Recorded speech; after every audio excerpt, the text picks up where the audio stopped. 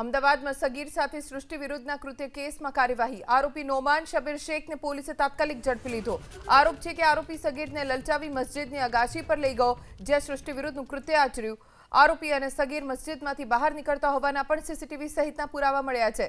હાલ તો આરોપીને ઝડપી પાડવામાં આવ્યો છે અને સગીર હાલ હોસ્પિટલમાં છે।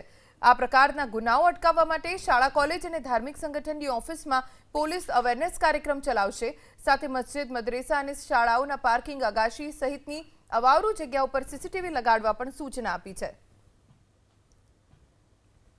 ગઈકાલે શુક્રવારનો જે દિવસ હતો એટલે જુમ્માની નમાઝ માટે ગયા હતા, એ દરમિયાનમાં એક વ્યક્તિએ બાળકને લલચાવી, ફોસલાવી અને મસ્જિદના એકાંત જે વિસ્તાર, જે ધાબા ઉપર લઈ જાય છે અને એની સાથે જે અયોગ્ય હરકત કરે છે, સૃષ્ટિ વિરુદ્ધનું કૃત્ય કરે છે, એના અનુસંધાનમાં ગાયકવાડ હવેલી પોલીસ દ્વારા મહેરબાન શ્રી ડીસીપી સાહેબની સૂચનાથી તાત્કાલિક આરોપીને પકડી અને જેલ હવાલે કરેલ છે અને હાલમાં એ પોલીસ કસ્ટડીમાં છે। આ આરોપીનું બેકગ્રાઉન્ડ જરા જોઈએ તો આરોપી વિરુદ્ધમાં મારામારીનો એક ગુનો દાખલ થયેલ છે ઓલરેડી, અને આ આરોપીનું ફેમિલી થોડું ડિસ્ટર્બ હોય, એ માનસિક રીતે એ જે પણ ડિપ્રેશનમાં હોવાને કારણે એ પોતે આ બાળક જે છે એને બાળકના નિવેદન મુજબ નમાઝ પઢાવવાનું, નમાઝ કેવી રીતે કરાવી એવું કંઈક બતાવવા માટે એકાંત જગ્યાએ લઈ જાય છે અને એની સાથે સૃષ્ટિ વિરુદ્ધનું કૃત્ય કરે છે।